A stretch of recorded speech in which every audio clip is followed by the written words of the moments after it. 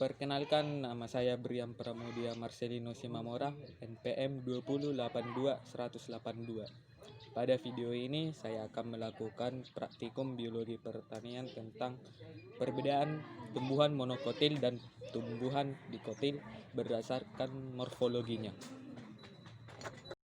Baiklah, tumbuhan pertama yang kita amati ialah cemara Norfolk.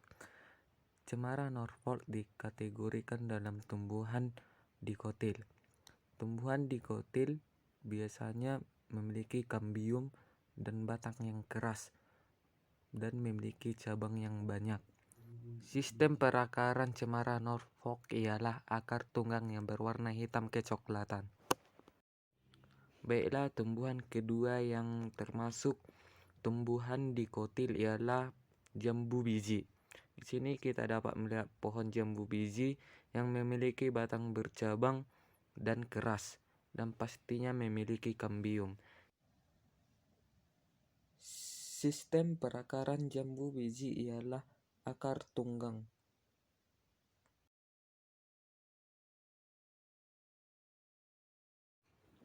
Baiklah, pohon selanjutnya yang termasuk pohon dikotil yang kita amati ialah pohon mangga. Mangga memiliki batang bercabang-cabang dan keras dan juga besar. Pohon mangga memiliki kambium. Sistem perakaran pohon mangga ialah akar tunggang. Baiklah, tumbuhan dikotil selanjutnya yang kita amati ialah cabai. Batang cabai memiliki cabang yang sangat banyak dan batangnya memiliki sedikit kambium. Dan juga kita dapat melihat akar cabai memiliki sistem perakaran yang rumit yang terdiri dari akar serabut. Baiklah, tumbuhan dikotil selanjutnya yang kita amati ialah kentang. Kita dapat melihat batang kentang yang berwarna hijau dan batang kentang yang tumbuhnya menjalar. Batang kentang tidak berkayu dan agak keras bila dipijat. Dan akar pada kentang ialah akar tunggang. Dari akar-akar ini akan ada akar yang berubah bentuk dan fungsinya menjadi bakal umbi. Baiklah, tanaman selanjutnya yang kita amati ialah daun pucuk merah.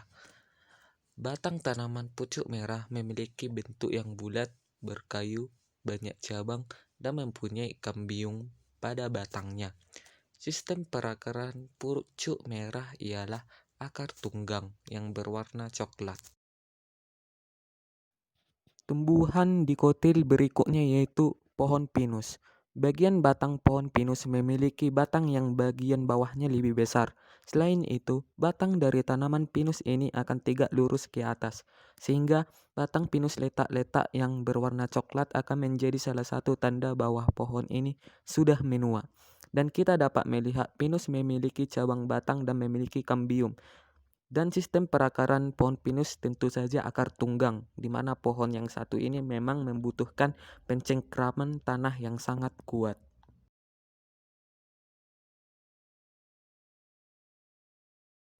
Dan tanaman dikotil selanjutnya yang kita amati ialah jeruk.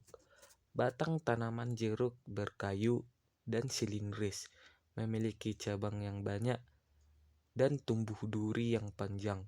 Batang jeruk memiliki kambium dan keras. Sistem perakaran jeruk yaitu akar tunggang. Akar tersebut mempunyai satu akar utama dan di sampingnya terdapat rambut-rambut akar yang berukuran kecil. Tumbuhan dikotil berikutnya yang dapat kita lihat yaitu eukaliptus.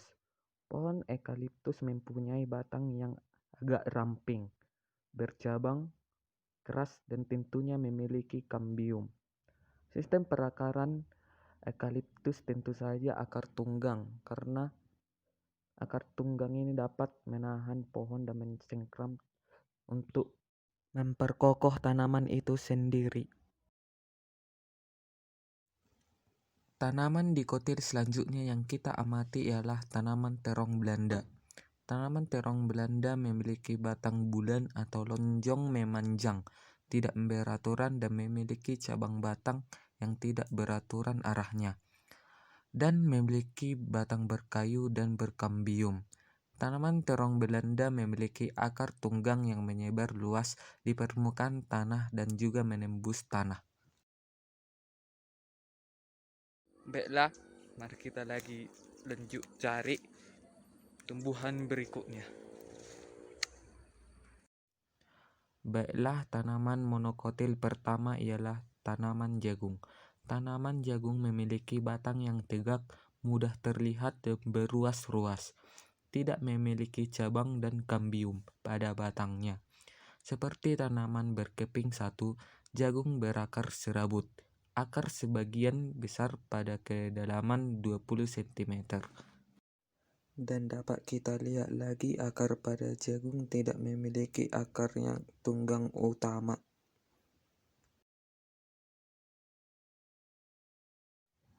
Tumbuhan monokotil kedua ialah aglonema. Batang tanaman aglonema berukuran pendek, lentur, dan lembek.